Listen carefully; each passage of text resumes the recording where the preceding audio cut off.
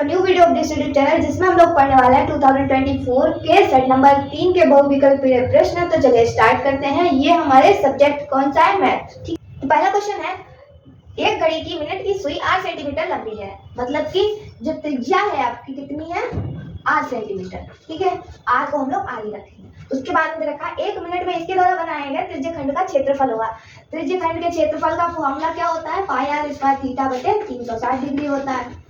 अब बात ये आती है कि एक घड़ी की जो सुई होती है वो 1 मिनट में कितना कोण बनाती है, यहीं पर तो आती है, क्योंकि आर की वैल्यू आर ही दे रखी है। पाई का हमको पाई को ओपन नहीं करना है, क्यों?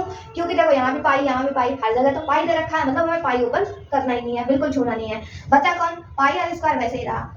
अब बात आती है इस पे 360 और थीटा पे। थीटा मतलब क्या होता है? वो कोण जो कि 1 मिनट में सुई बनाएगी।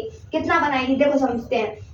घड़ी की सुई में 12 से 1 तक कितने मिनट होते हैं? 5 मिनट होते हैं। ठीक है, तो 5 मिनट में कितने डिग्री का कोण बनता है? 30 डिग्री का। ठीक, तो 1 मिनट में कितने का बनेगा? 30 बटे में 5 कर देंगे। ठीक है, तो कितना आ जाएगा? 5 को 5, 5 से 30, 6 डिग्री आ गया, मतलब कि 1 मिनट में कोण बनता है 6 डिग्री।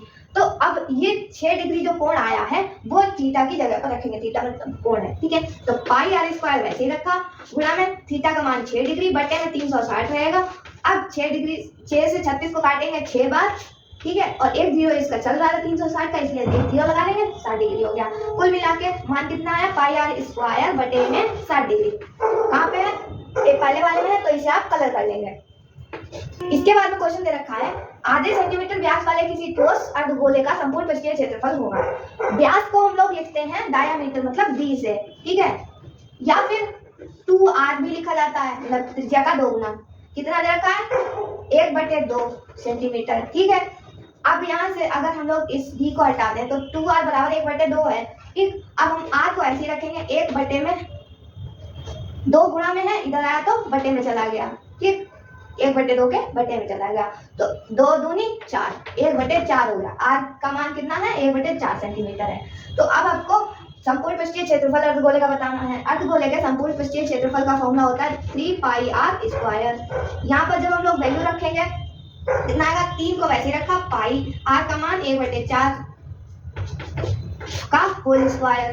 तो देखो 3 पाई ऐसे ही रहा, 1/4, 1 का स्क्वायर कर दो कितना आएगा? 1 आएगा, बटे में 4 का स्क्वायर, 4 गुणा 4। स्क्वायर का मतलब होता है एक संख्या की उसी संख्या से गुणा। ठीक है, तो 4 गुणा 4 कितना हो जाएगा? देखो 3 पाई गुणा 1/16। ठीक है, तो 1 की गुणा जब 3 पाई से होगी तो 3 पाई रहेगा, बटे में 16 हो जाएगा। और ये कहाँ पे दे रखा है आपका? बी वाले ऑप्शन में दे रखा है, तो इसे आप टिक कर देंगे और कलर कर लेंगे ओएमआर शीट पे। ठीक है, इसके बाद में क्वेश्चन आता है, किसी भारमात्रा बंटन के लिए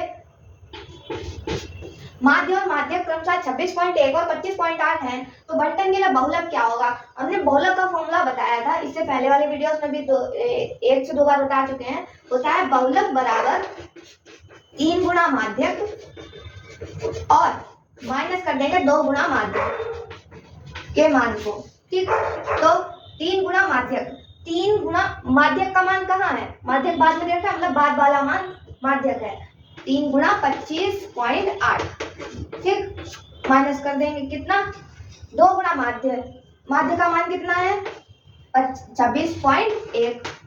ठीक है, अब इसकी गुणा कराएंगे तो आ जाएगा 77.4 माइनस कर देंगे इसकी गुणा करके 52.2। ठीक है, तो कितना बचेगा यहाँ पर? 25.2। कहाँ पे दे रखा है आपका? आपका ऑप्शन नंबर सी में दे रखा है, तो आप सी वाले को कलर कर लेंगे। उसके बाद में आते हैं 14 वाले पे। केंद्रीय प्रवृत्ति की माप है। केंद्रीय प्रवृत्ति, केंद्र का मतलब क्या होता है? किसी भी चीज के बीच में। केंद्र का मतलब तो यही होता है ना, बीच में। ठीक, और बारंबारता क्या होती है? किसी चीज के बार बार आने की संख्या कि वो कितनी बार आई है, वो होती है बारंबारता। माध्य क्या होता है? किसी भी चीज में बीच की वैल्यू होती है। ठीक है, और माध्यक भी उसी तरह से आता है। और बी और सी क्या है? इन दोनों के लिए है, तो आप क्या करेंगे? टिक करेंगे डी वाले को। क्यों? क्योंकि माध्य और माध्यक दोनों ही बीच की संख्या ज्ञात करने के लिए यूज होते हैं। और जो आपका बारंबारता है ये रिपीटेड नंबर बताने के लिए यूज होती है कि एक चीज कितनी बार रिपीट करी गई है, मतलब कितनी बार दोहराई गई है। ठीक है, तो उम्मीद करते हैं क्वेश्चन समझ में आ रहे होंगे। अगर वीडियो समझ में आया तो लाइक कीजिएगा, चैनल को सब्सक्राइब कीजिएगा। फिर मिलते हैं एक और नए वीडियो के साथ, तब तक के लिए